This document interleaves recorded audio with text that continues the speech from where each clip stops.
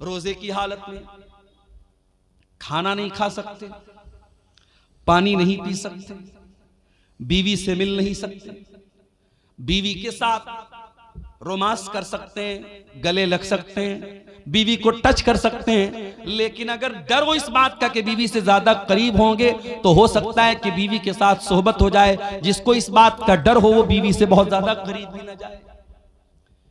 रोजे की हालत में आप इंजेक्शन भी लगवा सकते हैं, लेकिन शर्त यह है कि ताकत का इंजेक्शन ना हो, ग्लूकोज का इंजेक्शन ना हो। नॉर्मल इंजेक्शन भी आप लगवा सकते हैं। रोजे की हालत में आप कान में ड्रॉप भी डाल सकते हैं, आंख में ड्रॉप भी डाल सकते हैं। हाँ, नाक में कोई दवा नहीं डालेंगे। रोजे की हालत में आप खून की जांच भी करवा सकते हैं, लेकिन हाँ, खून चढ़वा नहीं सकते, खून दे नहीं सकते, खून ले नहीं सकते। खून इसलिए नहीं दे, खून लेंगे तो बदन में एक ग़िज़ा आ जाएगी, वो जायज़ नहीं है। रोजे की हालत में बदन को ग़िज़ा पहुंचाना जायज़ नहीं, और खून किसी को देंगे तो कमजोरी बहुत ज्यादा आ जाएगी, रोजे पर इफेक्ट पड़ेगा, इसलिए खून देना भी ठीक नहीं रोजे की हालत में। रोजे की हालत में आप अगर भूल करके कुछ खा गए, नबी अकरम ने फरमाया अगर भूल चूक करके तुम्हारे मुंह में कुछ चला गया, खा लिया, तो जैसे ही याद आ जाए फौरन बाज आ जाओ। और तुमने जो भूल करके खा लिया पी लिया, उससे तुम्हारे रोजे पर कोई फर्क नहीं पड़ा, बस ये समझो कि तुमको अल्लाह ने खिला दिया। अब मान लो आप घर में आए, प्याले में दाल रखी हुई थी, आपने थोड़ी सी दाल पी ली, फिर आपको याद आया अरे भाई अभी तो रमजान शुरू हो गया है। फिर आपको अब्दुल गफ्फार साहब की तकरीर भी याद आ गई, उन्होंने कहा था अल्लाह ताला खिला रहा है, आपने पूरी गटागट पूरी दाल आप पी गए। ये नहीं कर देना भाई, वरना मसला फंस जाएगा, बदनाम मैं हो जाऊंगा। जितना चला गया, जितना गलती से भूल से आपने खा लिया, बस वहीं स्टॉप हो जाओ। जैसे ही याद आ गया मैं रोजा, अच्छा अब ये भी है, बाज लोगों को याद कब आता है जब पूरा खा पी के डकार लेते अल्हम्दुलिल्लाह, उसके बाद उनको याद आता है कि हाँ मैं रोजा हूं। तो इतनी कमजोर याददाश्त भी आपकी नहीं होनी चाहिए। रोजे की हालत में अगर भूल करके आपने खा लिया तो कोई गुनाह की बात नहीं। इसी तरीके से आप सुबह सहरी कर रहे थे, आप चाय पी रहे थे, आप दूध पी रहे थे, उतने में अजान शुरू हो गई, तो बर्तन में जितना दूध है, जितनी चाय है, उसको आप कंप्लीट कर लीजिए, उस पर अल्लाह ताला की आपकी कोई पकड़ नहीं होगी। अजान अगर होने लगे तो बर्तन में जो चीज आप पी रहे हैं उसको आप कंप्लीट कर सकते हैं, उसमें कोई गुनाह की बात नहीं। और यह भी नोट कर लीजिए, रोजे की हालत में अगर रात में इंसान अपनी बीवी से मुलाकात करता है, जाहिर है कि रात में तो जायज है, या रात में इंसान सो गया और वो नापाक हो गया, उसको एहतलाम हो गया, नाइट फॉल हो गया, अब सुबह वो उठा तो वो नापाक है, यानी उसके ऊपर गुस्ल वाजिब है। अब वो क्या करे, वो रोजा रखेगा कि नहीं रखेगा? रोजा रखेगा।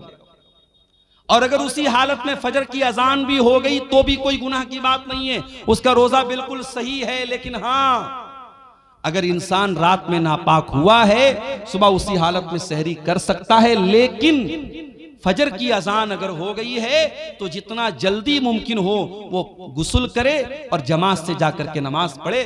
कुछ लोग क्या करते हैं, नापाक हो गए तो आराम से सोए रहते हैं, सुबह 8 बजे 9 बजे उठ करके गुस्ल करते हैं और फिर नमाज पढ़ते हैं। ये गलत है, ये नाजायज है, ये हराम है। आप नमाज को बिना मजबूरी के उसके टाइम से डिले नहीं कर सकते। अगर आप नापाक हैं, जितना जल्दी मुमकिन हो आप नापाकी को दूर कीजिए और नमाज पढ़िए। और ये भी याद रखिए, अगर फजर के 1 मिनट पहले भी औरत अगर हैज में थी और पाक हो गई, 1 मिनट पहले भी, मान लीजिए कि अगर 5:15 पे फजर की अजान हो रही है और 5:14 पर औरत को यह लगा कि मैं पाक हो गई हूं, मेरा हैज आना बंद हो गया, पीरियड आना बंद हो गया मेरा, तो उस दिन का रोजा वो रखेगी, उस दिन का वो रोजा रखेगी और फौरन वो गुस्ल करके फजर की नमाज भी पढ़ेगी। हाँ, अगर इसका उल्टा हो जाए, अगर फजर की अजान के 1 मिनट के बाद भी अगर औरत को जो है वो हैज आ जाए तो वो उस दिन का रोजा नहीं रखेगी, वो नापाक मानी जाएगी, वो जितने दिन पीरियड में रहेगी वो रोजा नहीं रखेगी।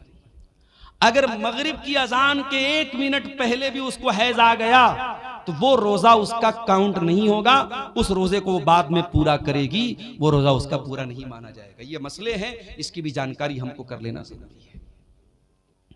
शाम का टाइम आया, आपने बीवी आपकी कमरे में आती है, वही बीवी जो आपके लिए सर से पैर तक हलाल है।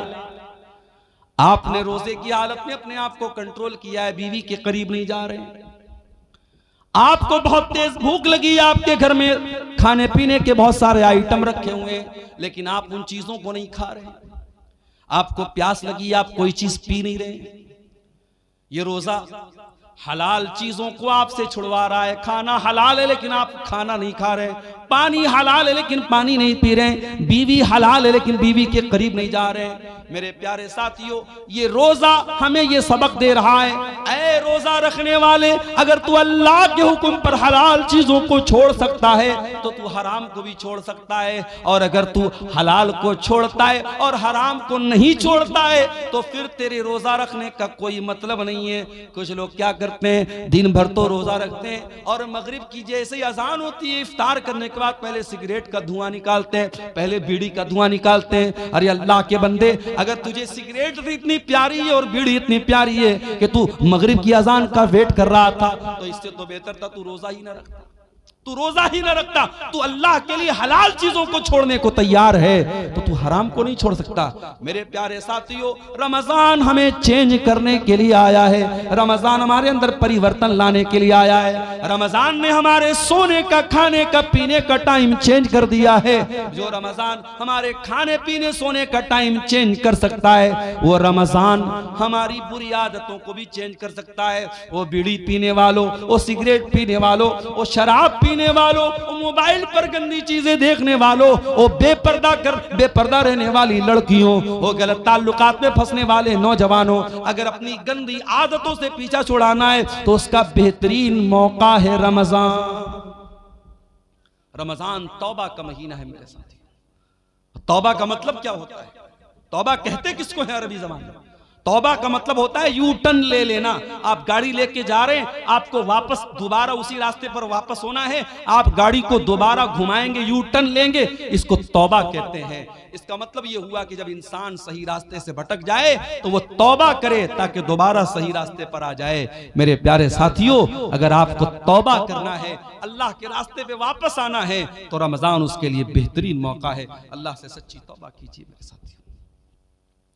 4 दिन की जिंदगी है, हम नहीं जानते पूरा रमजान भी हमको नसीब होगा कि नहीं होगा, नहीं मालूम। किसी दिन हार्ट अटैक आ जाए, इंतकाल हो जाए, नहीं मालूम। किसी दिन बाइक से जा रहे हो, कोई एक्सीडेंट हो जाए, बाइक से गिर के हम मर जाएं, नहीं मालूम। कार से जा रहे हो, कार किसी खाई में चली जाए, अल्लाह को प्यारे हो जाए। हमें तो ये भी नहीं मालूम कि कब मरेंगे, कहां मरेंगे। 5 चीजों का इल्म तो सिर्फ अल्लाह ताला के पास है। इन्नल्लाह इंदहु इल्मुस्साह, कयामत कब आएगी सिर्फ अल्लाह को मालूम है। व युनज़्ज़िलुल गईस, बारिश कब होगी, कितनी होगी, कहां होगी, अल्लाह को मालूम है। व यअलमु मा फिल अरहाम, और माँ के पेट से जो बच्चा पैदा होने वाला है वो क्या बनेगा, कितनी उम्र पाएगा, कितनी रोजी रोटी पाएगा, नेक बनेगा कि बुरा बनेगा, दीनदार बनेगा कि बेदीन बनेगा, माँ बाप का फरमाबरदार बनेगा या नाफरमान बनेगा, मुशरिक बनेगा या तौहीद वाला बनेगा, ये सारी बातें तो अल्लाह ही जानता है। वमा तदरी नफ्सुम माज़ा तक्सिबु गदा, और कोई नहीं जानता कि कल वो क्या करेगा। वमा तदरी नफ्सुम बिअय्यि अर्दिन तमूत, और कोई नहीं जानता कि वो कहां मरेगा, कब मरेगा छोड़ दो, कहां मरेगा इसकी भी कोई गारंटी नहीं। कितने इसे बिहार के लोग हैं, चंदा करने जाते हैं बेंगलोर, चंदा करने जाते हैं कर्नाटक, और वहीं किसी हादसे में इंतकाल हो जाता है। इसी कटिहार में घसिया घाट नाम का एक इलाका है, वहां एक मौलाना कारी अब्दुल बासित नाम के थे, बहुत अच्छे मेरे ताल्लुकात थे, उनके मदरसे में कई बार जलसे में गया। बेचारे तमिलनाडु के इलाके में चंदा करने गए थे, ट्रेन पर चढ़ रहे थे, अचानक ट्रेन से गिर गए और वहीं ऑन द स्पॉट उनका इंतकाल हो गया। मेरे प्यारे साथियों, हम तो ये भी नहीं जानते कि पूरा रमजान हमको नसीब होगा कि नहीं होगा, हम कहां मरेंगे और किस हाल में मरेंगे। मेरे प्यारे साथियों, कोशिश करो कि ये रमजान का महीना तौबा का महीना बन जाए, हमारे अंदर सुधार का महीना बन जाए, हमारे अंदर चेंजिंग का महीना बन जाए, अपनी बुरी आदतों को कंट्रोल करने वाला महीना बना लो रमजान। शाम हो गई, इफ्तार का टाइम हो गया, मान लीजिए 6 बजे मगरिब की अजान है। कोशिश ये करो कि 5:30 बजे अपने घर में आ जाओ। जितना इफ्तारी का सामान लेना है पहले ही लेके आ जाओ, आधा घंटे पहले ही आ जाओ। दस्तरखान बिछा लो, बच्चों और परिवार को साथ में ले लो और अल्लाह की बारगाह में दुआ करो। मेरे प्यारे साथियों, रोजे की हालत में अल्लाह ताला दुआ जल्दी कबूल करता है। रोजे का दुआ के साथ बड़ा गहरा कनेक्शन है और इसीलिए अल्लाह ताला ने कुरान में जहां रमजान का जिक्र किया है, जहां रोजे का जिक्र किया है, वहीं अल्लाह ने फरमाया वइज़ा सअलका इबादी अन्नी फइन्नी करीब। ऐ मेरे नबी, जब मेरे बंदे आपसे मेरे बारे में सवाल करें कि अल्लाह कहाँ है, तो ऐ नबी उनको बता दीजिए कि अल्लाह ताला बहुत करीब है। उजीबु दावत दाई इज़ा दान। और जब भी कोई दुआ करने वाला अल्लाह को पुकारता है, अल्लाह जरूर उसकी दुआ को सुनता है। शर्त यह है फलयस्तजीबू ली वलयुमिनू बी, कि वह अल्लाह की बात माने और अल्लाह पर ईमान रखे। अगर वाकई में हम अल्लाह की बात माने तो जरूर अल्लाह हमारी दुआ सुनेगा। मगर हम अल्लाह की बात मानते कहां हैं? हम तो गुनाहों की दुनिया में लथपथ रहते हैं, हराम कमाई खाते हैं, सूद ब्याज खाते हैं, हराम काम करते, और उसके बाद हम कहते हैं अल्लाह हमारी दुआओं को नहीं सुनता। अल्लाह ने हम पर जालिमों को मुसल्लत कर दिया है, फला जालिम है, फला जालिम। अरे सबसे बड़े जालिम हम हैं। दूसरों को जालिम कहने से पहले अपने गिरबान में झांके, हमने अपने ऊपर कितना जुल्म किया है। इसलिए मेरे प्यारे साथियों, रमजान में दुआ करो, और दुआ करना है तो जरा नबियों से सीखो कि दुआ कैसे की जाती है। आदम अलैहिस्सलाम से गलती हो तो क्या दुआ की उन्होंने? और रब्बना ज़लमना अनफुसना व इल्लम तगफिर लना व तरहमना लनकूनन्न मिनल खासिरीन। ऐ परवरदिगार, हमने अपनी जानों पर जुल्म किया है और अगर तूने नहीं बख्शा और तूने रहम न किया, ऐ अल्लाह हमसे ज्यादा खसारा उठाने वाला कोई न होगा। यूनुस अलैहिस्सलाम को देखो, मछली के पेट में, जहां दुनिया का कोई नेटवर्क काम नहीं करता, वहां क्या दुआ कर रहे हैं? फनादा फिज़्ज़ुलुमाति अल्ला इलाहा इल्ला अंता सुब्हानका इन्नी कुन्तु मिनज़ ज़ालिमीन। यूनुस अलैहिस्सलाम ने तीन अंधेरों में, समंदर का अंधेरा था, पानी का, समंदर का अंधेरा था, रात का अंधेरा था और मछली के पेट का अंधेरा था। तीन अंधेरों में उन्होंने अल्लाह को पुकारा। और क्या पुकारा? ला इलाहा इल्ला अंता सुब्हानका इन्नी कुन्तु मिनज़ ज़ालिमीन। ऐ अल्लाह तू पाक है, ऐ अल्लाह तेरे सिवा मेरा कोई सहारा नहीं है, ऐ अल्लाह तू पाक है। इन्नी कुन्तु मिनज़ ज़ालिमीन, ऐ अल्लाह मैं जालिम हूं, मेरी गलती है। दुआ मांगने का तरीका सीखो मेरे प्यारे साथियों नबियों से। इसीलिए अल्लाह के नबी फरमाते हैं, मछली वाले नबी की दुआ बहुत बेहतरीन दुआ है, और मुसलमान जब भी किसी मुसीबत में ये दुआ करेगा, अल्लाह ताला जरूर उसकी दुआ को सुनेगा। इब्राहिम अलैहिस्सलाम को देखो, 85 साल की उम्र हो चुकी है, औलाद नहीं है। यहां तो 14-15 साल हो जाए और औलाद ना हो तो दुनिया वाले ताना मारने लगते हैं कि इसको तो औलाद नहीं हो रही है, और इंसान भी मायूस हो जाता है। यहाँ 85 साल की उम्र हो चुकी है, इब्राहिम अपने रब से मायूस नहीं है। क्या दुआ करते हैं? रब्बी हबली मिन लदुनका ज़ुर्रियतन तय्यबा इन्नका समीउद दुआ। ऐ अल्लाह तू मुझे पाक औलाद दे दे, ऐ अल्लाह तू दुआओं को सुनने वाला है। रब्बी हबली मिनस सालिहीन, ऐ अल्लाह मुझे नेक बेटा अता फरमा। अय्यूब अलैहिस्सलाम को देखो, बीमार है, पूरे बदन में जख्म है, पूरे बदन से खून बह रहा है, पूरे बदन में परेशानी है, और अय्यूब अलैहिस्सलाम दुआ कर रहे हैं, व अय्यूबा इज़ नादा रब्बहू अन्नी मस्सनियद्दुर्रु व अंता अरहमुर राहिमीन। कहते ऐ अल्लाह मुझे ये बीमारी पहुंची है, ऐ अल्लाह मुझे ये तकलीफ पहुंची है, और ऐ अल्लाह सबसे बड़ा रहम करने वाला तू है, अगर तूने रहम न किया तो तेरा बंदा कहां जाएगा। मेरे प्यारे साथियों, रमजान को दुआ का महीना बना लो, खूब दुआएं करो, इफ्तार के टाइम दुआ करो, सहरी के टाइम दुआ करो, तरावी के बाद बैठ के दुआ करो, रात के सन्नाटे में दुआ करो, दिन के उजाले में दुआ करो। रमजान का दुआ के साथ बड़ा गहरा कनेक्शन है, बहुत गहरा ताल्लुक है। और हो सके एक किताब बता रहा हूं, मोबाइल पर भी वो किताब मिल जाएगी आपको, प्ले स्टोर में भी मिल जाएगी। किताब का नाम नोट कर लो, हिस्नुल मुस्लिम, अरब के एक आलिम की किताब है, बहुत अच्छी किताब है दुआओं की। छोटी छोटी दुआएं जो नबी की दुआएं हैं, नबी की सिखाई गई दुआओं को पढ़ा करो, नबी के अल्फाज में बड़ी बरकत है, नबी के अल्फाज बड़े जामे होते थे। अगर वो नहीं पढ़ सकते, अगर पढ़े लिखे नहीं हो तो अपनी भाषा में, अपनी जबान में, तुम शेरशाबादी लैंग्वेज में, तुम बंगला जुबान में भी अल्लाह से दुआएं कर सकते हो। अल्लाह ताला हर जबान को समझता है, वो दिल की भाषाओं को जानता है, वो दिल की जबान को जानता है। हम जबान से कहें या न कहें, हमारा दिल जब तड़पता है, हमारा दिल जब रोता है, हमारे दिल की सदाओं को भी अल्लाह ताला सुन लेता है। और आगे बढ़िए मेरे भाई, इफ्तार का टाइम हो गया। आप इफ्तार करते हैं, बिस्मिल्लाह पढ़ के आपने खजूर मुंह में डाली, खजूर मुंह में डाली, पानी आपने पिया, और पानी जैसे ही आपके हलक के अंदर गया, आपने दुआ पढ़ी, ज़हबज़ ज़मऊ वबतल्लतिल उरूक़ु वसबतल अज्रु इंशाअल्लाह। ऐ अल्लाह, तेरे हुक्म से मैंने रोजा पूरा कर लिया। ऐ अल्लाह, मेरी प्यास खत्म हो गई। ऐ अल्लाह, मेरी रगें तर हो गई। और ऐ अल्लाह, अगर तूने चाहा तो मुझे सवाब भी मेरे रोजे का मिल जाएगा। ये बड़ी प्यारी दुआ है। इफ्तार के टाइम यही दुआ पढ़ा करो मेरे प्यारे साथियों। और वो दुआ भी आप पढ़ सकते हैं, अल्लाहुम्मा लका सुमतु अला रिज़्क़िका अफ़्तरतु। ऐ अल्लाह, मैंने तेरे लिए रोजा रखा और तेरे ही दिए हुए रिस्क पर मैंने इफ्तार किया। और ये भी मसला याद रखो, इफ्तार में जल्दी करने का हुक्म है।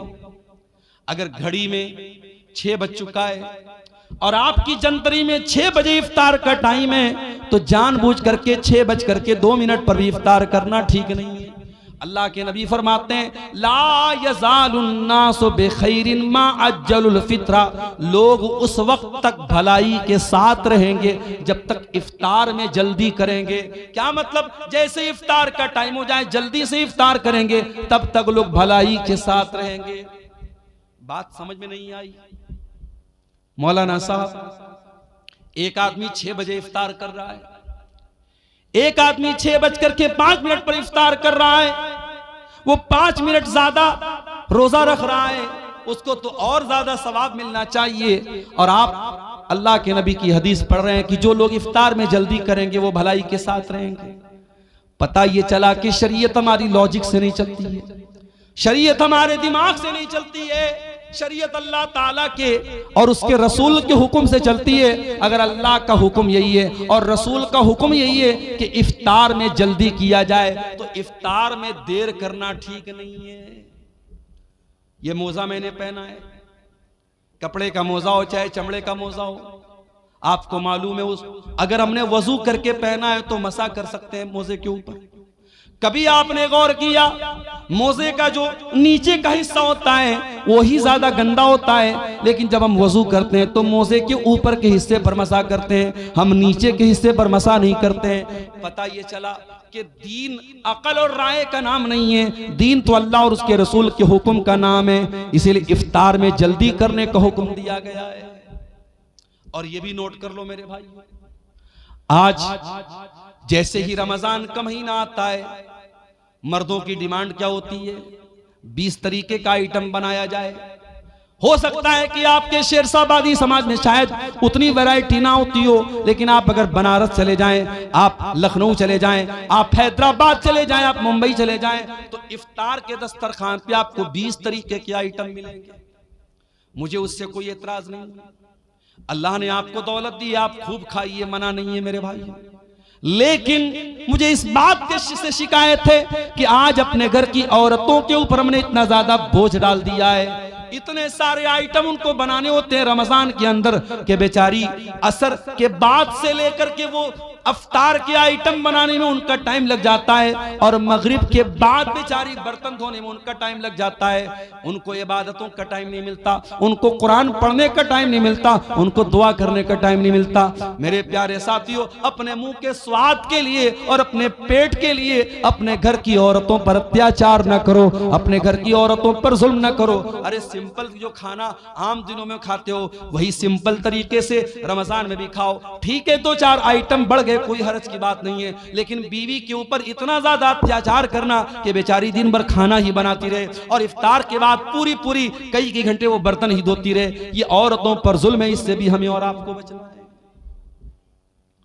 उसके बाद रमजान की एक बहुत अहम इबादत जिसके लिए कुरान में बाकायदा जिक्र किया गया, कुरान की तिलावत, रमजान में कसरत से कुरान की तिलावत करो, इसलिए कि रमजान के महीने में ही कुरान उतारा गया। फरमाया शहरु रमजान अल्लज़ी उन्ज़िला फ़ीहिल कुरान, रमजान के महीने में कुरान उतारा गया। हुदल लिन्नास, और ये कुरान सारी मानवता के लिए हिदायत बन करके आया। व बय्यिनातिम मिनल हुदा वल फुरकान, और इस कुरान की आयतें सच्चाई को खोल खोल के बयान करने वाली हैं। कभी आप अपने दिल पर हाथ रख के बताइए मेरे भाई, आपने पिछले रमजान में कितना कुरान पढ़ा था? मोबाइल पर आपने न जाने कितनी रील्स देखी थी, फेसबुक के ऊपर आपने न जाने कितना टाइम खर्च किया था, यूट्यूब पर आपने न जाने कितने वीडियोस देखे थे, लेकिन आप अपने दिल पर हाथ रख के बताइए कि आपने कुरान कितना पढ़ा था। बल्कि अगर आप मुझसे पूछे तो मैं एक बात कहूंगा, रमजान में उलमा की तकरीरें सुनिए, मैं मना नहीं करता, मगर तकरीरों से ज्यादा कुरान सुनिए, कुरान पढ़िए। रमजान को कुरान के लिए खास कर दीजिए। और आज भी आप देखिए जो हरमैन के इमाम है, जब वो कुरान पढ़ते हैं कितना अच्छा लगता है। शेख अब्दुल रहमान अस्सुदैस जब अपनी आवाज में कुरान पढ़ते अल्लाह अल्लाह, कितना प्यारा लगता है। शेख सऊद अशरम तो चले गए, लेकिन मौजूदा जो इमाम हरमैन है उसमें एक नाम शेख बदर तुर्की का है, कितना प्यारा कुरान पढ़ते हैं। आप मोबाइल पर हेडफोन लगा के अगर शेख बदर तुर्की की जबान से कुरान सुनेंगे और आंखें बंद कर लेंगे, आपको ऐसा लगेगा आप हरम में खड़े हैं, आप मक्का में खड़े हैं, आप मस्जिद हराम में खड़े हैं। वो लोगों तुम कुरान पढ़ो तो सही एक बार। अला बिज़िक्रिल्लाहि तत्मइन्नुल कुलूब, ये कुरान तुम्हारे दिल को जरूर शांति देगा, तुम्हारे दिल को जरूर सुकून देगा। ये कुरान पढ़ के तो देखो, ये कुरान सुन के तो देखो। हमारे दिल इतने कठोर हो चुके हैं, हमें गाना अच्छा लगता है, हमें म्यूजिक अच्छा लगता है, हमें कुरान अच्छा नहीं लगता। हमें कुरान न पढ़ने का मन करता है, न सुनने का मन करता है। तरावी की नमाज में इमाम साहब जरा सी लंबी तिलावत कर दें तो हम नाराज हो जाते हैं, इमाम साहब आपने लंबी तिलावत क्यों कर दी? हमें कुरान 10 मिनट ज्यादा सुनना भी गवारा नहीं है। वही नौजवान जो आधा घंटे तरावी की नमाज में खड़ा नहीं हो पाता है और बैठ करके आराम आराम से तरावी पढ़ता है, वही नौजवान 1-1 घंटा खड़े होकर के 50 ओवर का क्रिकेट मैच देख लेता है। अभी इस बार वर्ल्ड कप का 2020 वर्ल्ड कप चल रहा है। अपने नौजवानों से एक बात कहना चाहूंगा, ये वर्ल्ड कप का जो मैच है ये तो होता रहेगा, लेकिन रमजान पता नहीं दोबारा हमको मिलेगा कि नहीं मिलेगा। मेरे प्यारे साथियों, इस वर्ल्ड कप के चक्कर में अपने रमजान को बर्बाद न होने देना। इस वर्ल्ड कप के मैचों के चक्कर में आप जब मैच देखेंगे तो मैच में एडवर्टीजमेंट भी आएगा, प्रचार भी आएगा, उसमें नंगी लड़कियां भी आएंगी, उसमें नंगा प्रचार भी आएगा। उसमें जब मैच देखेंगे तो दर्शकों को भी दिखाया जाएगा, उसमें खूबसूरत लड़कियां भी नजर आएंगी, और आप रोजे की हालत में ये सारी चीजें देखेंगे। इसलिए खबरदार, कहीं रमजान के रोजे को आपका ये वर्ल्ड कप का मैच बर्बाद न कर दे। इसलिए वर्ल्ड कप के मैच से भी होशियार रहना मेरे साथी। कुरान को टाइम दो। इमाम मालिक रहमतुल्लाह अलैह बहुत बड़े इमाम थे, हदीस का दर्स दिया करते थे। पूरी दुनिया से उनके पास लोग हदीस पढ़ने आया करते थे, लेकिन जब रमजान का महीना आता था इमाम मालिक ऐलान कर देते थे, वो लोगों मैं रमजान में हदीस नहीं पढ़ाऊंगा, मैं साल भर हदीस पढ़ाता हूँ। ये कुरान का महीना आ गया, ये रमजान का महीना आ गया, 1 महीने के लिए मुझे कुरान के साथ छोड़ दो, मैं कुरान को पढ़ूंगा, कुरान पर गौर करूंगा। वो लोगों कुरान को पढ़ो रमजान में, कुरान को सुनो रमजान में, और कुरान पर गौर करो।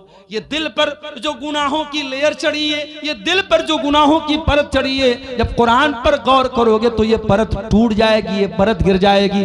कुरान कहता है अफला यतदब्बरूनल कुरान अम अला कुलूबिन अक़फ़ालुहा, मेरे बंदो तुम कुरान पर गौर क्यों नहीं करते? क्या तुम्हारे दिलों पर ताले लगे हैं? जिस तरीके से मोबाइल का लॉक अगर खोलना हो तो जब तक पासवर्ड न डाला जाए तब तक मोबाइल का लॉक नहीं खुलता, जब तक पैटर्न लॉक न डाला जाए तब तक मोबाइल का लॉक नहीं खुलता। इसी तरीके से दिल पर जो लॉक पड़े हैं, दिल पर जो ताले पड़े हैं, दिल का ताला खोलना है तो कुरान पर गौर करो, कुरान पर तदब्बुर करो मेरे प्यारे साथी, कुरान पर गौर करो मेरे साथी। अल्लाह के नबी जिनके ऊपर कुरान उतरा था, अल्लाह के नबी कभी कभी दूसरे के मुंह से कुरान सुना भी करते थे। एक मर्तबा आपने अब्दुल्ला बिन मसूद से फरमाया, अय अब्दुल्ला, इकरा अलैयल कुरान, अय अब्दुल्ला मुझे कुरान पढ़ के सुनाओ। अब्दुल्ला बिन मसूद ने फरमाया, अय अल्लाह के नबी मैं आपको कुरान कैसे पढ़ के सुनाऊं, ये कुरान तो आप ही के ऊपर उतरा है। आपने फरमाया, अय अब्दुल्ला मैं दूसरे के मुंह से सुनना चाहता हूं, आज तुम्हारे मुंह से सुनना चाहता हूं, तो मुझे कुरान पढ़ के सुनाओ। अब्दुल्ला बिन मसूद कुरान पढ़ने लगे और सूरह निसा की तिलावत करने लगे, सूरह निसा पढ़ने लगे और अल्लाह के नबी गौर से सुनने लगे। पढ़ते पढ़ते पढ़ते पढ़ते अब्दुल्ला बिन मसूद इस आयत पर पहुंचे, फकैफा इज़ा जिना मिन कुल्ली उम्मतिन बिशहीद, ऐ मेरे नबी उस वक्त आपका क्या हाल होगा जब हम हर उम्मत में से एक गवाह लाएंगे।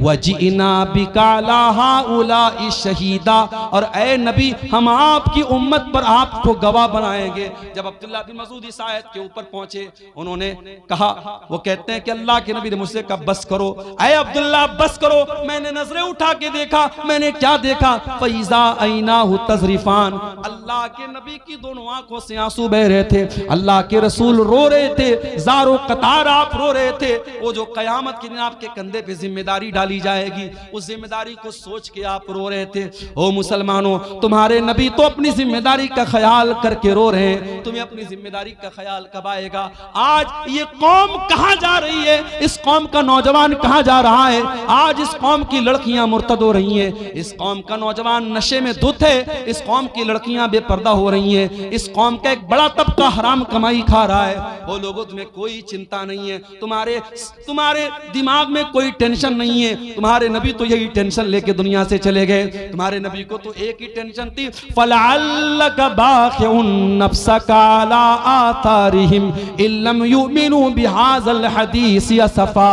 ऐ मेरे नबी आपको इतनी टेंशन है, आपको इतनी चिंता है लोगों के ईमान लाने की, कहीं इस टेंशन में आप जान न दे दें। आपके नबी को तो इतनी टेंशन थी, मगर आपको कोई टेंशन नहीं है। अल्लाह के प्यारे नबी उस जिम्मेदारी का एहसास करके रोने लगे, कुरान सुन करके रोने लगे। मेरे साथ कुरान सुनो तो सही अच्छे कारी की आवाज में, खास तौर से जो अफ्रीकन कारी होते हैं। उसमें एक कारी है, कभी यूट्यूब पर सर्च मारिएगा, सूफी अब्दुल रशीद नाम है उनका, ये शायद उधर अफ्रीका वगैरह कहीं के हैं। आवाज बिल्कुल नॉर्मल है, लेकिन जब कुरान पढ़ते हैं दिल में जाके लगता है। मेरे साथ बड़ा प्यारा कुरान पढ़ते, सूफी अब्दुल रशीद नाम है। अच्छे कारी की आवाज में आप कुरान सुनिए, आप ये गाने बजाने भूल जाएंगे। दिल पर जो असर पड़ेगा मेरे साथियों, अब मैं बयान नहीं कर सकता उसको। रमजान को कुरान का महीना बनाइए मेरे साथियों, और आगे बढ़िए। एक और काम अल्लाह के नबी करते थे रमजान में। अब्दुल्ला बिन अब्बास कहते हैं अल्लाह के नबी रमजान में बहुत ज्यादा सखावत किया करते थे, अल्लाह की राह में दान दिया करते थे। आज भी मुसलमान अपने माल की ज़कात इसी रमजान के महीने में निकालता है। मेरे प्यारे साथियों, आप अपने माल की जो ज़कात होती है आप साल में कभी भी निकाल सकते हैं, बल्कि ज़कात का सही मसला तो यह है, मिसाल के तौर पर अगर मेरे पास आज 1 लाख रुपया है, आज 1 लाख रुपया मेरे पास आया और आज ही के दिन अगले साल तक वो पैसा मेरे पास रहा, तो आज ही के दिन मेरे ऊपर ज़कात फर्ज होगी। लेकिन लोग अपनी आसानी के लिए रमजान में ज़कात निकालते, कोई हरज की बात नहीं, निकाल सकते हैं आप। लेकिन हाँ, ज़कात देने का तरीका भी आज हमारा बड़ा निराला है मेरे साथी। पिछले रमजान में मैं साउथ इंडिया में था, एक मौलवी साहब आए, कहा कि मौलाना कड़ी धूप में हम लोग लाइन लगते हैं और जब हमारा नंबर आता है तो सेठ जी कहते हैं कि पिछले साल का रिकॉर्ड कहां है। पिछले साल का रिकॉर्ड हमने दिखाया तो कहते हैं इस पर मदरसे की मुहर नहीं लगी है, जाओ। 2-2 घंटा धूप में लगने के बाद वो बेचारा मौलवी जो किसी प्राइवेट मदरसे में पढ़ा रहा था और उसका चंदा करने वो बेंगलोर और गुजरात गया था, 3-3 घंटा लाइन में लगने के बाद उसको वापस कर दिया जाता है और बेचारा वो नाकाम लौट जाता है। ये हालात देख करके मेरे साथियों खून के आंसू रोने का दिल चाहता है।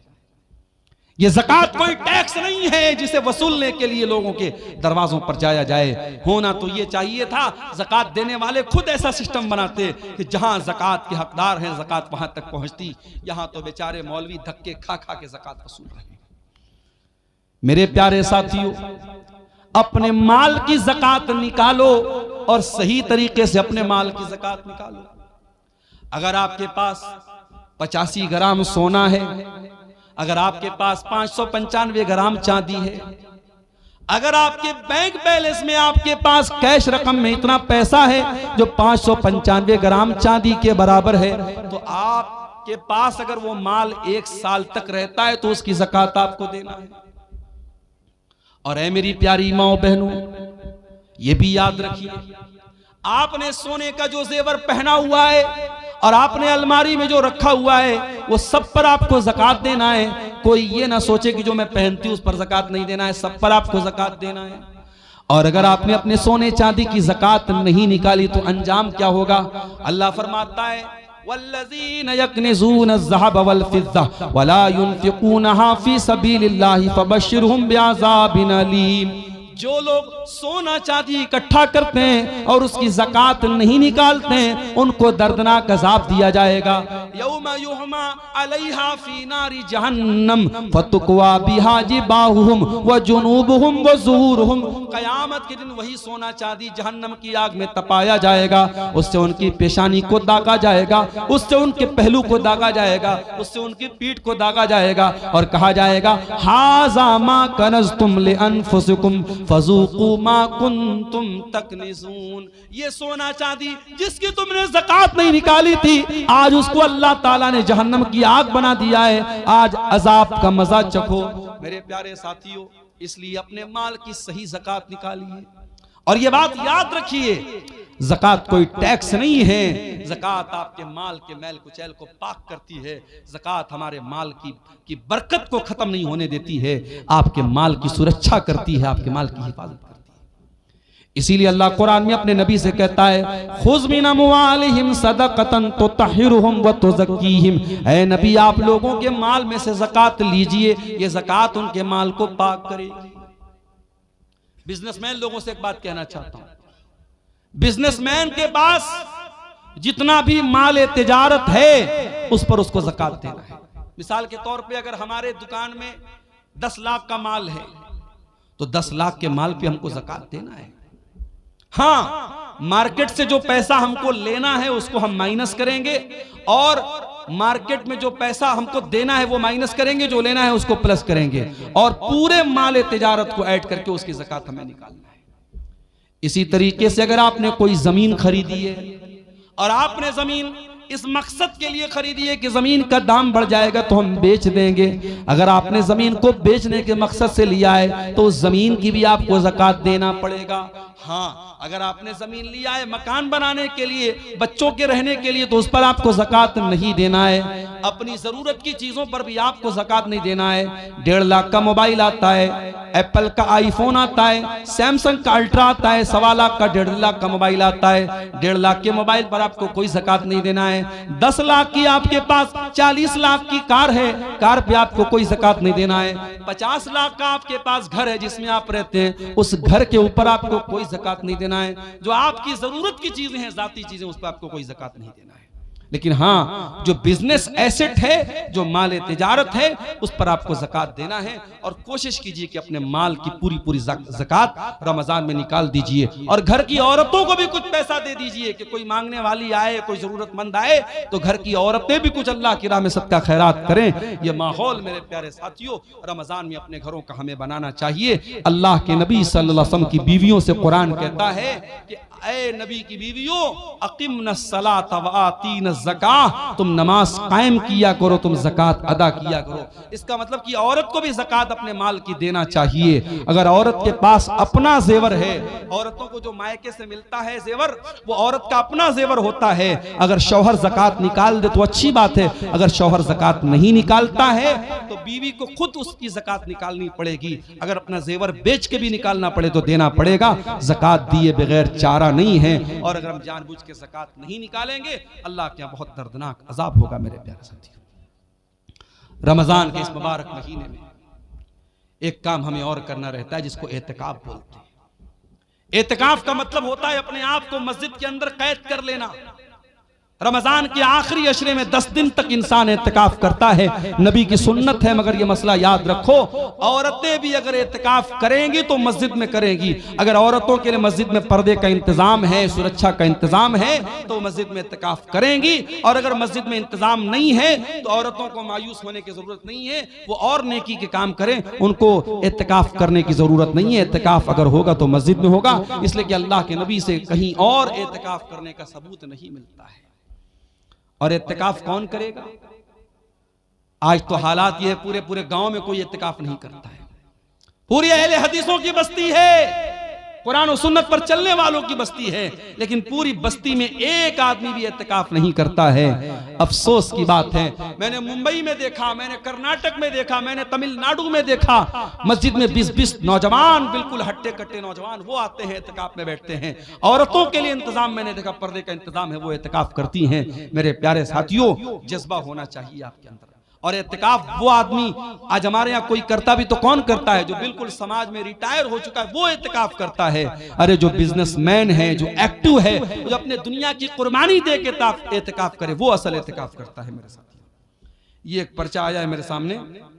हमारे इलाके में एक घर है जिसमें हर दिन 2 से 4 मरतबा अपने आप आग लग रही है। लोग 20 दिनों से बहुत परेशान हैं। वजह क्या है? जरा इस मसले पर रोशनी डालें। देखिए, कभी कभी कुछ चीजों की वजह नॉर्मल होती है, लेकिन हम वजह कुछ और समझते हैं।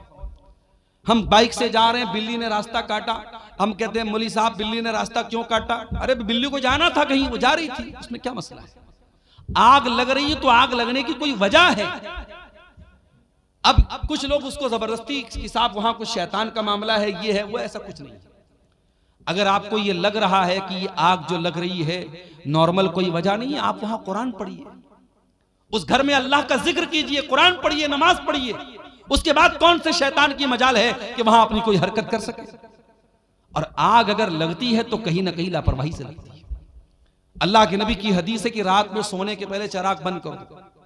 हमारे यहां लोग सर्दियों में हीटर जलाते हैं और हीटर चलाए चलाए सो जाते, कितनी जगह एक्सीडेंट हो जाता है। जो नबी की हदीस है, जो नबी का फरमान है, उस पर हमेशा हमें अमल करना है। रात में जो भी आग से रिलेटेड चीजें, चाहे गैस का चूल्हा हो, चाहे चिराग की बत्ती हो, चाहे हीटर हो, सब बंद करके सोना चाहिए। तो बहरहाल अगर किसी घर में बार बार आग लग रही है, उसकी वजह पे गौर कीजिए। कोई हर चीज के पीछे कोई दूसरी वजह सोचना और समझना ये मुनासिब नहीं है। वल्लाहु आलम बिस्सवाब। ज़कात के माल से क्या मदरसे के उस्ताद, क्या इतना ही लिखा है?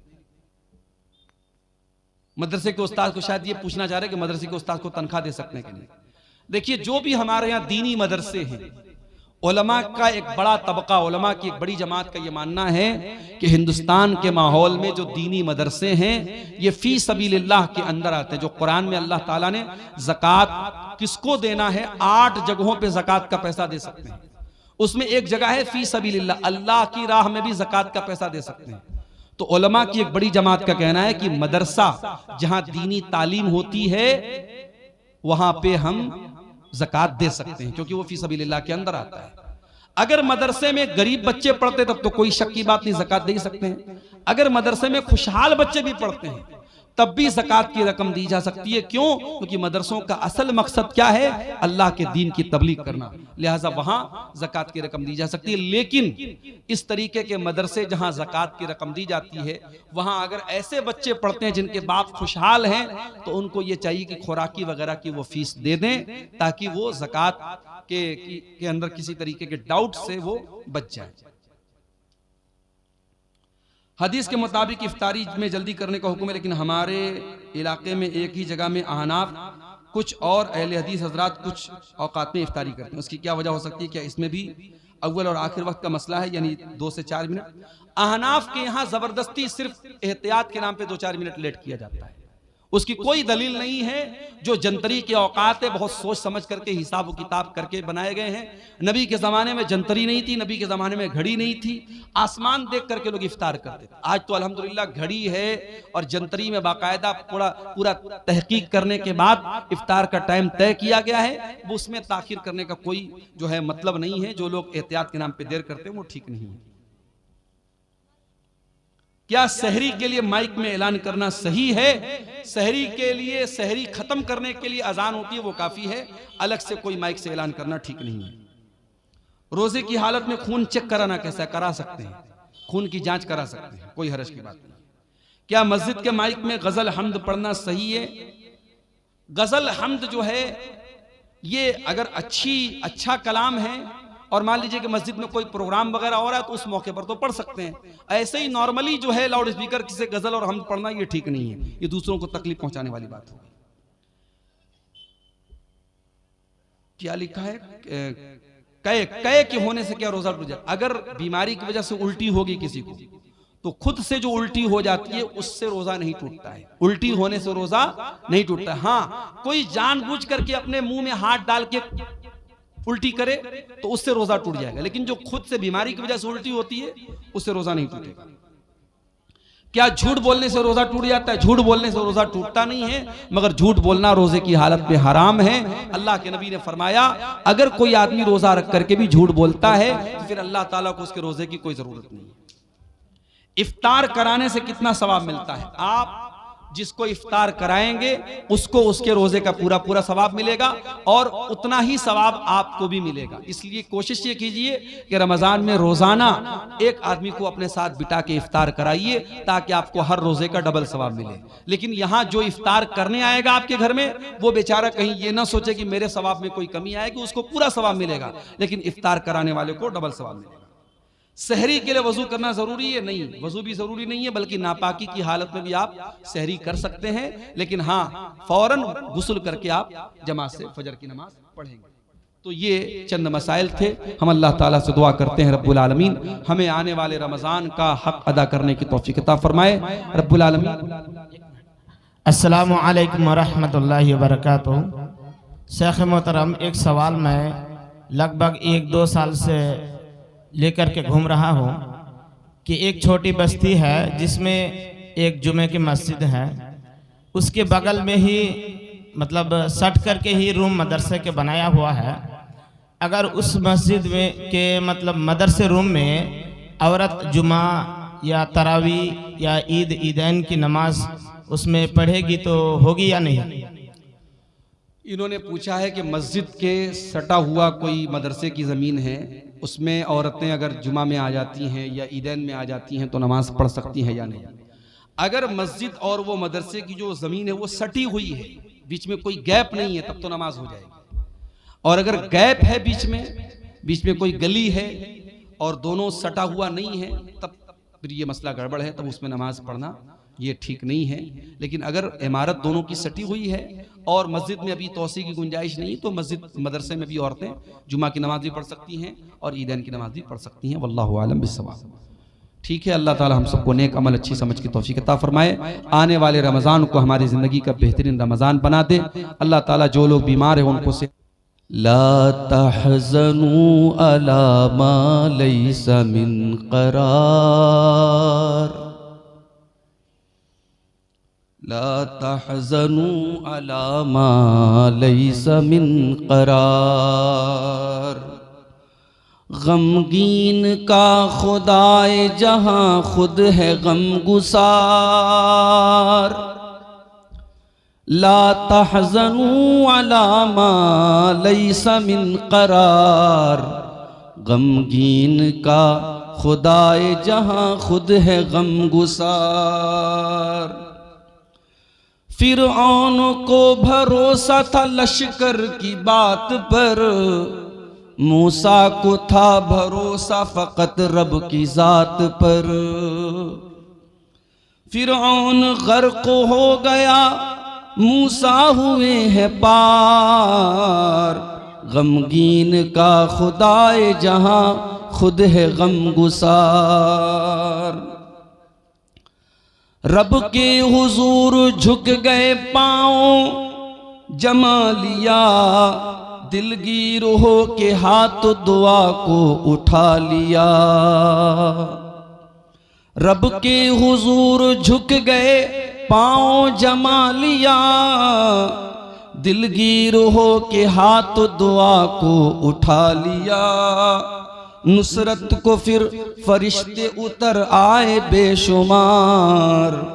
गमगीन का खुदाए जहां खुद है गमगुसार। नमरूद ने खलील को आतिश में डालकर सोचा कि अब खलील का किस्सा है मुख्तसर, लेकिन खुदा के हुक्म से गुलशन बनी वो नार। गमगीन का खुदाए जहां खुद है गमगुसार। सिद्को वफा की राह में बस चलते जाइए, बनकर चराग दीन नबी जलते जाइए। सिद्को वफा की राह में बस चलते जाइए, बनकर चराग दीन नबी जलते जाइए। बस हारता वही है जो खुद मानता है हार। गमगीन का खुदाए जहां खुद है गमगुसार। खुशियां गुलाम बन के तेरे घर में आएंगी, गम की ये आदियां न तुझे फिर सताएंगी। खुशियां गुलाम बन के तेरे घर में आएंगी, गम की ये आदियां न तुझे फिर सताएंगी। सबसे अजीम रब को बना ले तू अपना यार। सबसे अजीम रब को बना ले तू अपना यार। गमगीन गमगीन का खुदाए जहां खुद है गमगुसार। कांटे भी तेरे वास्ते हो जाएंगे गुलाब, जाफर कभी न होगी तेरी जिंदगी अजाब। कांटे भी तेरे वास्ते हो जाएंगे गुलाब, जाफर कभी न होगी तेरी जिंदगी अजाब। रो रो के सच्चे दिल से कभी रब को तू पुकार। गमगीन का खुदाए जहां खुद है गमगुसार। गमगीन का खुदाए जहां खुद है गमगुसार।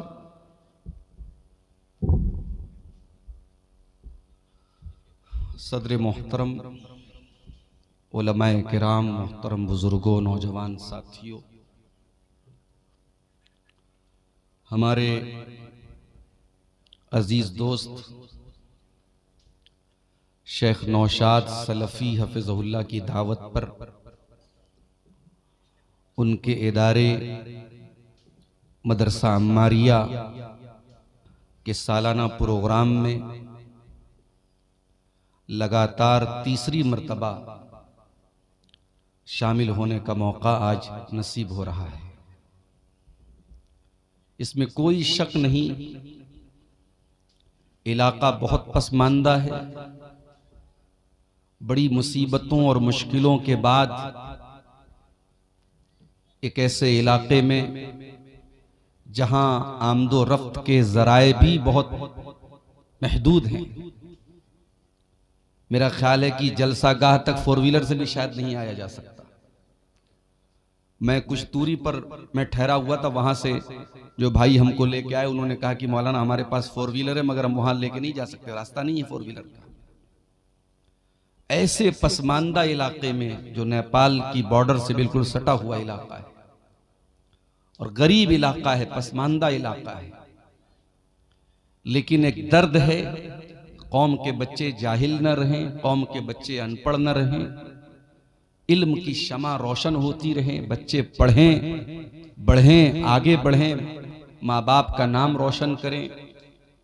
ये बिरादरी, ये समाज, शेरशाहबादी समाज, इसमें भी तालीम आम हो, इसमें भी पढ़े लिखे लोग पैदा हों।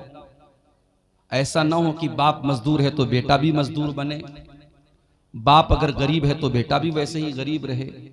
इस सोच के साथ हमारे नौशाद भाई ने ये मदरसा यहाँ कायम किया। और हम जानते हैं हर इलाके में आप जितना भी अच्छा काम कर लें, अगर 10 लोग आपकी तारीफ करने वाले हैं तो 10 लोग आपकी टांग खींचने वाले भी जरूर रहेंगे। आप बेहतरीन से बेहतरीन काम कर लें और आप ये तवक्को रखें और ये उम्मीद रखें कि सारे लोग आपके सपोर्ट में खड़े हो जाएंगे, ये पॉसिबल नहीं है। इस दुनिया ने हर दौर में अच्छे काम करने वालों की राह में कांटे बिछाए। मैं इस मदरसे के तमाम जिम्मेदारों से और बिलखुसूस अपने भाई नौशाद सलफी साहब से ये गुजारिश करूंगा कि आप कभी भी लोगों की मुखालफत से अपना दिल न तोड़ें, अपना हौसला न तोड़ें, अपने हौसले को टूटने न दें। इंशाअल्लाह ये मदरसा कायम रहेगा, बच्चे पढ़ते रहेंगे, इल्म की शमा रोशन होती रहेगी। आज मदरसा कमज़ोर है, आज बिल्डिंग की कमी है, आज वसाइल की कमी है, लेकिन मुझे अल्लाह की ज़ात से पूरा यकीन है हालात बदलेंगे और एक दिन आएगा जब मैं इस मदरसे में आऊँगा, एक शानदार बिल्डिंग यहाँ खड़ी होगी। अल्लाह ताला वो दिन जल्द से जल्द हम सबको देखने की तौफीक अता फरमाए।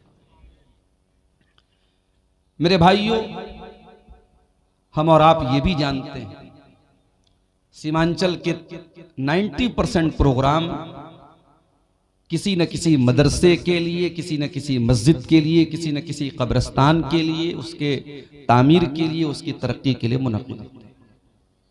असल मकसद इन जलसों का इन मदरसों और इदारों को चलाना होता है। अगर ये जलसे ना हो और इन जलसों में चंदा ना हो तो शायद ये मदरसे बंद हो जाए। और हम ये भी जानते हैं कि चंदा करने वाले कुछ मखसूस उलमा होते हैं, जैसे आज आपने देखा शेख अजीजुर रहमान बुखारी साहब आए थे, उन्होंने चंदा किया। हमारे अब्दुल शकूर भोजपुरी साहब ने भी अपने खास अंदाज में कुछ थोड़ा बहुत चंदा किया। चंदा करना भी एक ट्रिक है, एक फन है, वो सबके बस की बात नहीं है। मैं वो फन नहीं जानता, हुनर नहीं जानता, लेकिन मैं चूंकि आप मुझसे मोहब्बत रखते हैं, अकीदत रखते हैं और मैं लगातार तीसरी मरतबा आपके गाँव में आया हूँ, मेरी भी आप सबसे अदबन गुजारिश है कि आपसे जो भी हो सके 10, 20, 100, 50, 500 जो भी आपको अल्लाह ताला ने तौफीक दी है, आप जलसे से जाने के पहले जरूर इस इदारे का ताउन करके जाएंगे। और मैं इस दुआ के साथ मैं यकीन रखता हूं कि इंशाअल्लाह आप जो भी अपनी कमाई का हिस्सा यहाँ देंगे वो सही जगह खर्च होगा और उसका अज्र अल्लाह ताला के आपको जरूर मिलेगा इंशाअल्लाह। मेरे भाइयों, आज अंग्रेजी कैलेंडर की 17 तारीख है और इस्लामी कैलेंडर के हिसाब से आज 28 तारीख थी। शाम के बाद 29 तारीख शुरू हो चुकी है और कल पूरी उम्मीद है कि रमजान का चांद नजर आ जाएगा। शाबान की 29वीं तारीख स्टार्ट हो चुकी है और कल रमजान का चांद नजर आ जाएगा। आज सऊदी अरब वगैरह में चांद नजर आ चुका है और इंशाअल्लाह कल वहां पहला रोजा है, आज वहां पहली तरावी पढ़ी जा रही है। रमजान का महीना बाकी महीनों की तरह नहीं है, ये एक स्पेशल महीना है, खास महीना है। ये महीना अल्लाह ताला की तरफ से एक बहुत बड़ा गिफ्ट है, एक बहुत बड़ा तोहफा है। और ये महीना हमें और आपको अल्लाह ताला ने साल में एक मर्तबा दिया है ताकि अगर हमारे अंदर कहीं भी ईमान की कोई हल्की सी भी निशानी है, ईमान की कोई हल्की सी भी अलामत है, तो वो जिंदा हो जाए और हमारा ईमान दोबारा से चार्ज हो जाए और हम दोबारा अल्लाह के करीब आ जाए। साल के 11 महीने अल्लाह ताला ने शैतान को खुली छूट दी है, जिसको चाहे बहका सकता है, जिसको चाहे फुसला सकता है। साल के 11 महीने अगर हम कोई गलत काम करते तो हम ये कह सकते हैं कि शैतान ने बहका दिया, शैतान ने फिसला दिया। मगर जब रमजान का महीना आता, अल्लाह के नबी फरमाते हैं इज़ा जाअ रमजान, जब रमजान का महीना आता है, फुतिहत अब्वाबुस समा, तो आसमान के तमाम दरवाजे खोल दिए जाते हैं। क्या मतलब? इसका मतलब यह हुआ कि जब हम अल्लाह की बारगाह में दुआ के लिए हाथ उठाते हैं तो आसमान के सारे दरवाजे खोल दिए जाते हैं। हमारी दुआओं की कबूलियत में अब कोई रुकावट नहीं है। अगर सच्चे दिल से हम कोई दुआ करेंगे, अल्लाह ताला हमारी दुआ को जरूर कबूल करेगा। फुतिहत अब्वाबुस समा, आसमान के सारे दरवाजे खोल दिए जाते हैं। वगुल्लिकत अब्वाबुल जहीम, और जहन्नम के तमाम दरवाजे बंद कर दिए जाते हैं। वसुफ्फिदतिश्शयातीन, और 1 महीने के लिए शैतान को जेल में डाल दिया जाता है, शैतान को कैद कर दिया जाता है। 1 महीने के लिए शैतान को नो एंट्री जोन में डाल दिया जाता है। शैतान को बहकाने की इजाजत नहीं है, शैतान को फुसलाने की इजाजत नहीं है। 1 महीना तक आप शैतान से सेफ हो चुके हैं। अब अगर इस 1 महीने में भी आप कोई गुनाह का काम कर रहे हैं, इस 1 महीने में आप रोजा फर्ज होने के बावजूद रोजा नहीं रख रहे हैं, इस 1 महीने में के अंदर भी आप शराब पी रहे हैं, इस 1 महीने के अंदर भी जिना हो रहा है, इस 1 महीने के अंदर भी लड़कियां बेपर्दा घूम रही हैं, इस 1 महीने के अंदर झूठ बोला जा रहा है, इस 1 महीने के अंदर कारोबार में बेईमानी हो रही है, इसका मतलब कि शैतान का कोई दोष नहीं है, हम खुद दोषी हैं, हम खुद शैतान बन चुके हैं। और शैतान हमको इतना ट्रेंड कर चुका है, इतना पक्का कर चुका है कि अब 1 महीने के लिए शैतान तो मौजूद नहीं है, शैतान तो कैद में है, लेकिन हम फिर भी बुराई से नहीं बच रहे हैं। इसका मतलब कि शैतान को दोष देना बेकार है, हम खुद शैतान बन चुके हैं। ये 1 महीना समझिए कि हमारे लिए अल्लाह ताला की तरफ से हुज्जत कायम कर देता है कि ऐ मेरे बंदे, अब तू बता तेरे पास बहाना क्या है, तेरे पास एक्सक्यूज क्या है। शैतान तो कैद हो चुका है मेरे साथी। यही नहीं मेरे प्यारे साथी, इस रमजान के महीने में एक रात है। कौन सी रात है? आइए कुरान का 30वां पारा खोलते हैं। इन्ना अंज़लनाहु फी लैलतिल क़द्र, ऐ मेरे बंदो हमने कुरान को लैलतुल क़द्र में उतारा है। वमा अदराका मा लैलतुल क़द्री, और तुम क्या जानो कि लैलतुल क़द्र क्या है। लैलतुल क़द्री खैरुम मिन अल्फि शहर, और ये लैलतुल क़द्र 1000 महीने से बेहतर है। 1000 महीने के बराबर नहीं कहा, 1000 महीने से बेहतर है। कितनी बेहतर अल्लाह जानता है। 1000 महीने में आप अगर गौर करें कितने साल होते हैं, कैलकुलेटर पे अगर आप कैलकुलेट करेंगे 1000 को 12 से अगर आप भाग देंगे तो लगभग 84 साढ़े 84 आता है। यानी अगर आपने लैलतुल क़द्र को पा लिया, आपने शबे क़द्र को पा लिया, और उसमें आपने तहज्जुद पढ़ लिया, उसमें आपने तिलावत कर ली, उसमें आपने अल्लाह का जिक्र कर लिया, उसमें आपने अल्लाह की राह में दान दे दिया, उसमें आपने अल्लाह ताला की बारगाह में आंसू बहा दिए, उस एक रात में आपने जो भी इबादत की है वो इबादत 84 साल से भी ज्यादा बेहतर है। 84 साल नेकी करने का जो सवाब है वो एक रात में, और रात कब शुरू होती है? मगरिब के बाद से लेकर के फजर तक रहती है, यानी मैक्सिमम 12 घंटे। 12 घंटे की वो रात है। 12 घंटे के अंदर आपको अल्लाह ताला ने ऐसी रात दे दी है कि आप उसमें अगर कोई नेकी करेंगे तो आपको 84 साल से भी ज्यादा का सवाब मिलेगा। वो मुबारक रात इसी रमजान में आती है मेरे प्यारे साथियों। और वो कब आती है? वो उस रमजान के आखिरी अशरे में आती है। इसीलिए अल्लाह के प्यारे नबी फरमाते हैं, तहर्रू लैलतल क़द्र फिल अशरिल अवाखिर मिन रमजान। ओ लोगो, तुम रमजान के आखिरी अशरे में लैलतुल क़द्र को तलाश किया। और इसीलिए जब रमजान का आखिरी अशरा आता था, जब आखिरी 10 दिन आते थे, अम्मा आयशा फरमाती हैं अल्लाह के प्यारे नबी पूरी रात जागा करते थे, पूरी रात जागा करते थे और अपनी बीवियों को भी जगाया करते थे और कमर कस लेते थे। कमर कस लेने का मतलब ये कि एक्टिव हो जाते थे। आखिरी अशरे में अल्लाह के नबी इबादत के मामले में कोई नरमी नहीं बरतते थे। हमारे यहाँ उल्टा मामला है। हमारे आखिरी अशरे में लोग मार्केट में ज्यादा नजर आते हैं, बाजार ज्यादा जाते हैं, कोई दर्जी के यहाँ दौड़ रहा है, कोई चप्पल वाले के यहाँ दौड़ रहा है, औरतें अपना कपड़ा लेने के लिए दौड़ रही हैं। आखिरी अशरा हमारे यहाँ ईद की शॉपिंग के लिए माना जाता है। मेरे प्यारे साथियों, आखिरी अशरा जिसमें एक रात कोई लैलतुल क़द्र की रात है, उस रात में अल्लाह के नबी रात भर जागा करते थे। मेरे भाइयों, वो रमजान का महीना इंशाअल्लाह कल से शुरू होने वाला है। वो रमजान एक बहुत बड़े मेहमान की शक्ल में हमारे पास आने वाला है। जरा दिल पे हाथ रख के बताओ कि उस मेहमान के लिए आपके दिल में क्या एक्साइटमेंट है। अगर आपको ये लगता है रमजान आएगा, अच्छे अच्छे पकवान हमारे घर में बनेंगे, हम सहरी में ये बनाएंगे, हम इफ्तार में ये बनाएंगे। आपके जहन में अगर रमजान के नाम पे सिर्फ खाना पीना ही आ रहा है तो आपने रमजान का मकसद नहीं समझा, आपने रमजान का मतलब नहीं समझा। जब रमजान का महीना आता था अल्लाह के नबी खुश हो जाया करते थे और अपने सहाबा को खुशखबरी दिया करते थे। आप फरमाते थे अताकुम रमजान, ऐ मेरे सहाबा रमजान का महीना आ चुका है, शहरुन मुबारकुन, बरकत का महीना आ चुका है। ऐ मेरे सहाबा वो महीना आ चुका है जिस महीने में आसमान के दरवाजे खोल दिए जाते हैं, जिस महीने में जहन्नम के दरवाजे बंद कर दिए जाते हैं, जिस महीने में शयातीन को कैद कर दिया जाता है। उसी रमजान में जैसे ही चांद नजर आएगा हुक्म दिया गया चांद को देखा करो, चांद को अपने बच्चों के साथ परिवार के साथ देखने की कोशिश करो। मौसम साफ है, चांद इंशाअल्लाह नजर आएगा। जब रमजान का चांद तुम्हें आसमान पे नजर आ जाए तो ये दुआ पढ़ लेना जो अल्लाह के प्यारे नबी पढ़ा करते थे, अल्लाहुम्मा अहिल्लहु अलैना बिल अम्नि वल ईमानी वस सलामति वल इस्लामी रब्बी व रब्बुकल्लाह। क्या दुआ है, चांद देख करके क्या दुआ पढ़ रहे हैं हम।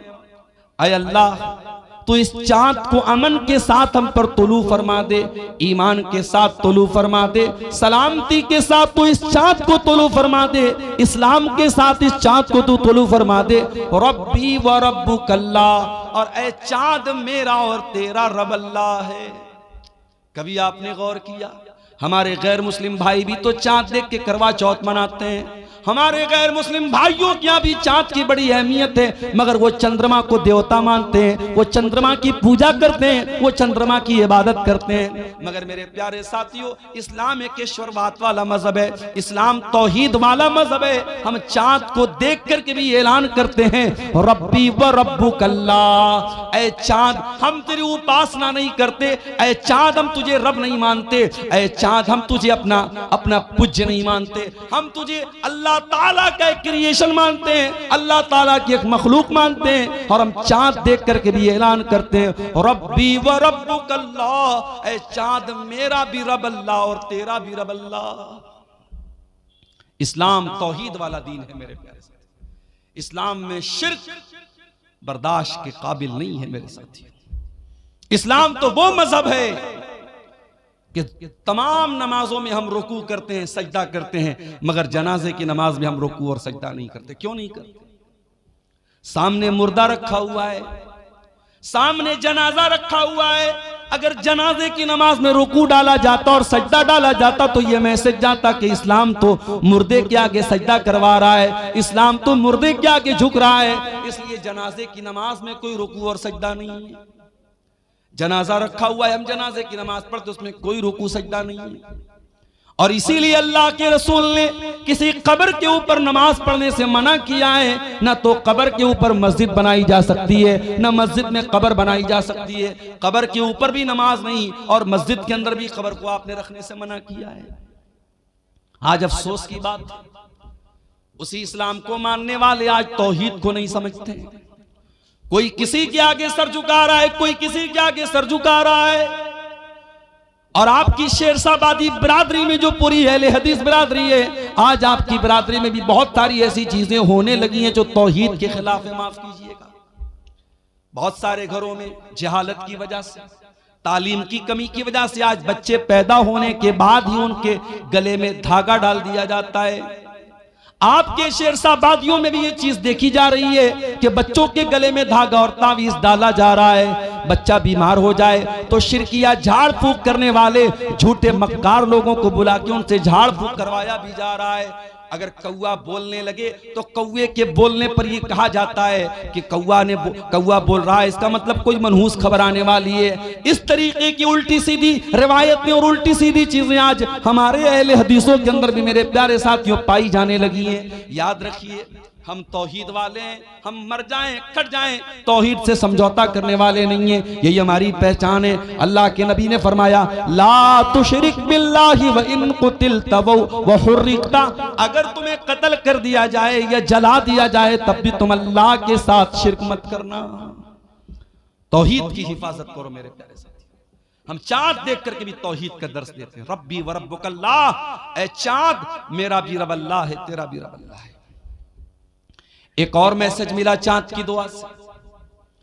दुनिया कहती है मुसलमान तो आतंकवादी होता है, कहने वाले कहते हैं सारे मुसलमान तो आतंकवादी नहीं होते, लेकिन सारे आतंकवादी मुसलमान होते हैं।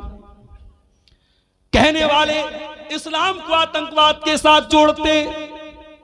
ओ लोगों, इस्लाम आतंकवाद का धर्म कैसे हो सकता है? इस्लाम दहशतगर्दी का मजहब कैसे हो सकता है?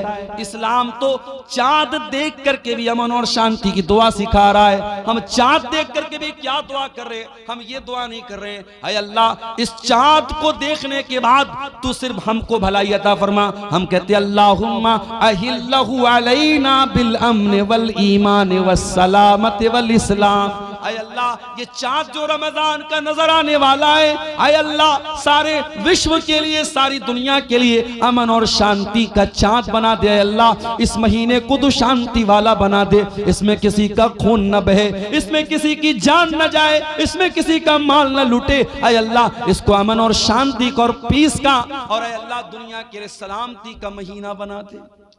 जो मुसलमान चांद देख करके भी अमन और शांति की दुआएं करता है, वो मीडिया वालों तुम्हें शर्म नहीं आती? उस इस्लाम को तुम आतंकवाद के साथ जोड़ते हो, उस मुसलमान को तुम आतंकवाद के साथ जोड़ते हो।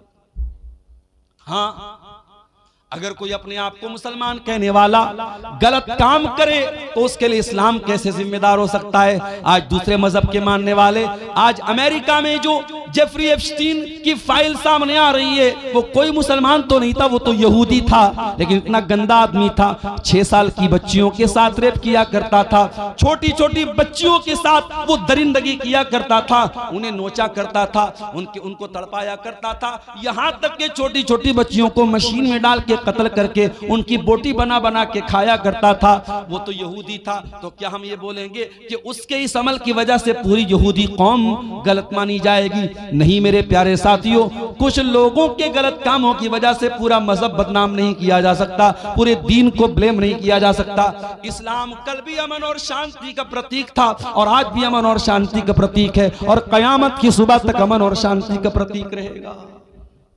हम तो चांद देख करके भी अमन और शांति की दुआ करते हैं। चांद देखने के बाद दूसरा काम हम क्या करते हैं? इशा की नमाज पढ़ने के बाद तरावी की नमाज पढ़ते हैं। जैसे ही रमजान शुरू होता है, ये बहस भी छिड़ जाती है, तरावी 8 रकात पढ़ी जाए कि 20 रकात पढ़ी जाए। कोई 8 को सही कहता है, कोई 20 को सही कहता है, लेकिन एक बात से कोई इनकार नहीं कर पाएगा कि अल्लाह के नबी ने जो 3 दिन तरावी पढ़ाई थी, वो 8 ही रकात आपने पढ़ाई थी। कैसी आवाज? 3 दिन तक अल्लाह के नबी ने जो तरावी की नमाज पढ़ाई थी वो 8 रकात थी, इसमें किसी को शक नहीं है मेरे प्यारे साथी। हजरत आयशा से पूछा गया, अल्लाह के प्यारे रसूल की रमजान की नमाज कैसी थी? तरावी की नमाज जिसको हम कहते हैं, उसी के बारे में सवाल किया गया। मायशा कैफ़ कानत सलातु रसूलिल्लाह सल्लल्लाहु अलैहि वसल्लम की रमजान, अल्लाह के रसूल की रमजान की नमाज कैसी थी? सवाल करने वाला तरावी के बारे में सवाल कर रहा है। अल्लाह के प्यारे नबी फरमाते हैं, मा कान यज़ीदु रसूलुल्लाह सल्लल्लाहु अलैहि वसल्लम अला 11 रकातन, अल्लाह के नबी 11 रकात से ज्यादा कभी नहीं पढ़ते थे। फी रमजान वला फी गैरिही, न तो रमजान में आप पढ़ते थे न गैर रमजान में पढ़ते थे। पता ये चला कि तरावी की नमाज कोई अलग नमाज नहीं है, ये वही तहज्जुद की नमाज है जो अल्लाह के नबी साल के बाकी 11 महीने 11 रकात पढ़ा करते थे। उसी नमाज को आसान बना करके हम इशा के फौरन बाद पढ़ लेते हैं, ताकि जो लोग रात में उठ करके तहज्जुद नहीं पढ़ सकते वो भी रमजान में तरावी पढ़ सके।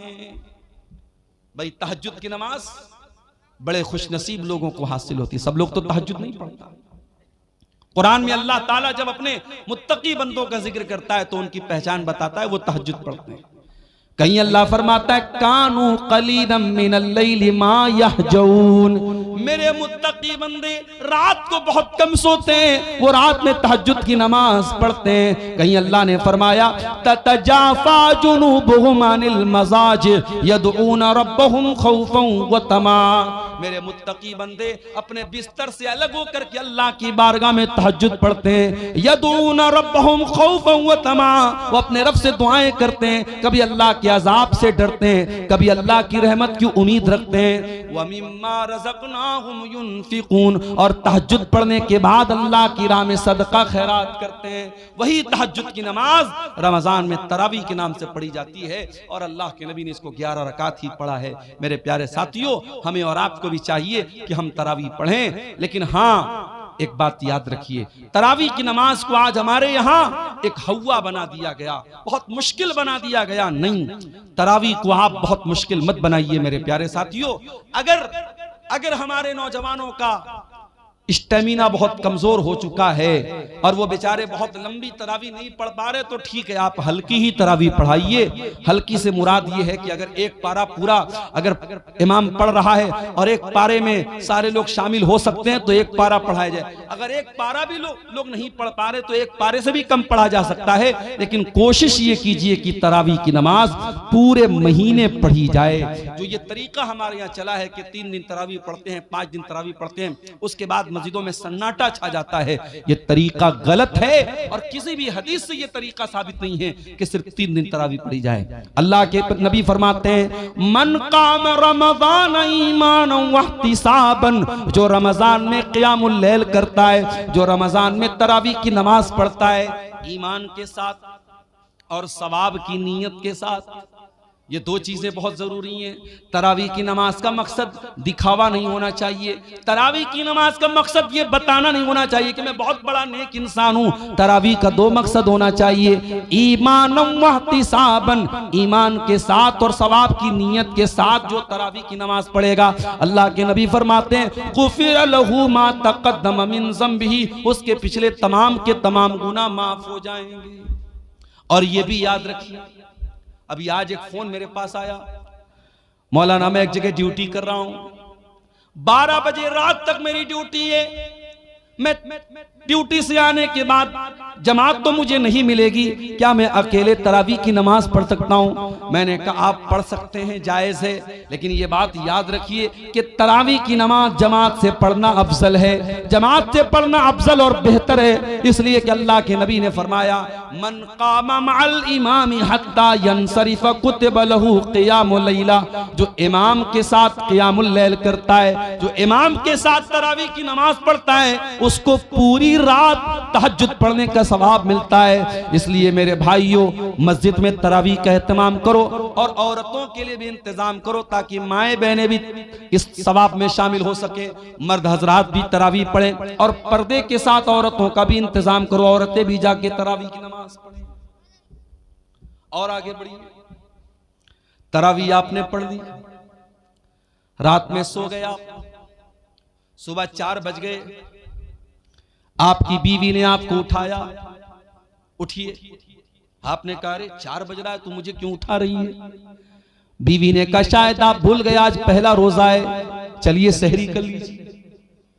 आप उठे, ब्रश किया आपने, मुंह धोया आपने, दस्तरखान पे बैठ के बीवी ने जो सहरी में बनाया था वो सहरी आप खाने लगे। 4 बजे सुबह आपने तो कभी नाश्ता नहीं किया था, आप तो सुबह 8-9 बजे नाश्ता करते थे, ये 4 बजे कौन सा नाश्ता हो रहा है? इसको सहरी बोलते हैं और ये सहरी बड़ी बरकत वाला खाना है। अल्लाह के नबी फरमाते हैं तसहरू फइन्न फिस्सहूरी बरका, सहरी खाया करो, सहरी में बरकत है। सहरी के बगैर भी आप रोजा रखेंगे हो जाएगा, मगर सहरी खा के रोजा रखेंगे तो बदन में ताकत रहेगी। इसलिए बहुत सारी जगहों पे सहरी में ताकत की चीजें खाते हैं।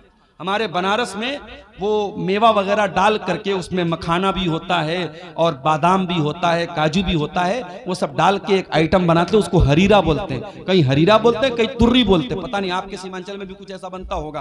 तो आप सहरी में इस तरीके की चीजें जब खा लेते हैं तो फिर पूरे दिन एक एनर्जी रहती है बदन में। अगर आप सहरी नहीं खाएंगे, मान लीजिए कोई सोया रह गया रात में, बेचारा वो इरादा करके सोया तो मैं सुबह सहरी करके रोजा रखूंगा, लेकिन नींद नहीं खुल पाई और फजर का टाइम हो गया और तब उसकी नींद खुली, तो रोजा वो रखेगा कि नहीं रखेगा? रोजा रखेगा, रोजा हो जाएगा।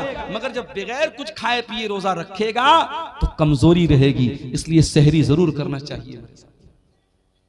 हमने सुबह 4 बजे सहरी कर ली, 5 बजे फजर की अजान होने वाली है, हमने 10 मिनट में 15 मिनट में सहरी कर ली। अब हमारे पास 45 मिनट का टाइम अभी अजान तक बचा है। हमने सोचा बिस्तर पे चल के थोड़ा आराम कर लेते हैं। जैसे ही बिस्तर पे आराम करने गए, नींद आ गई और फजर की नमाज हमारी बिस्तर पे चली गई। ये तरीका गलत है मेरे भाई, बिल्कुल गलत है ये तरीका।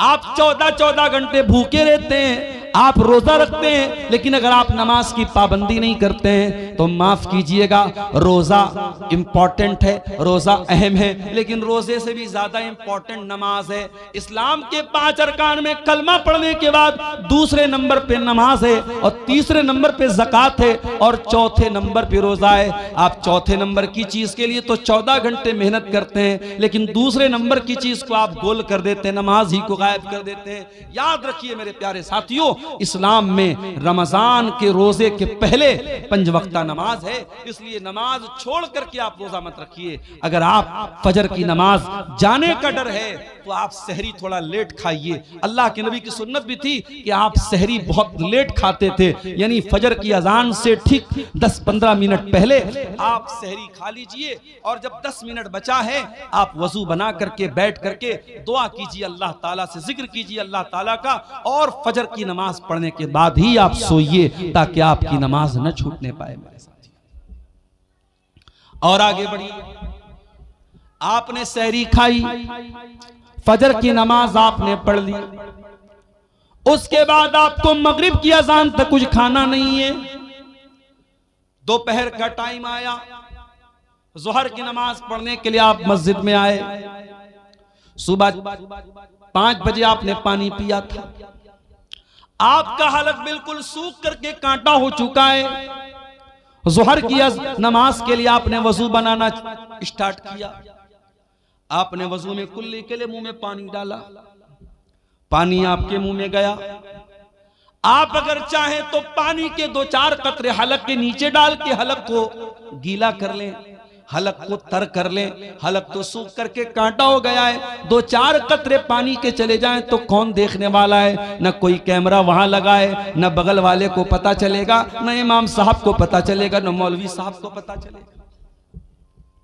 लेकिन कोई ताकत है, कोई पावर है जो आपको ऐसा नहीं करने दे रहा है। आप प्यास के मारे, बुरा हाल है आपका हलक सूख करके कांटा बना हुआ है और पानी आपके मुंह में जा रहा है, मगर वो कौन सी ताकत है जो पानी को हलक के नीचे डालने नहीं देती है? पानी बाहर आ जाता है, पानी हलक के नीचे नहीं उतरता है। मेरे प्यारे साथियों, इसी का नाम तकवा है, इसी का नाम अल्लाह का डर है, और रमजान का महीना यही तकवा हमें सिखाता है। इसीलिए अल्लाह ने फरमाया, या अय्युहल्लज़ीना आमनू कुतिबा अलैकुमुस्सियाम कमा कुतिबा अलल्लज़ीना मिन क़ब्लिकुम लअल्लकुम तत्तकून।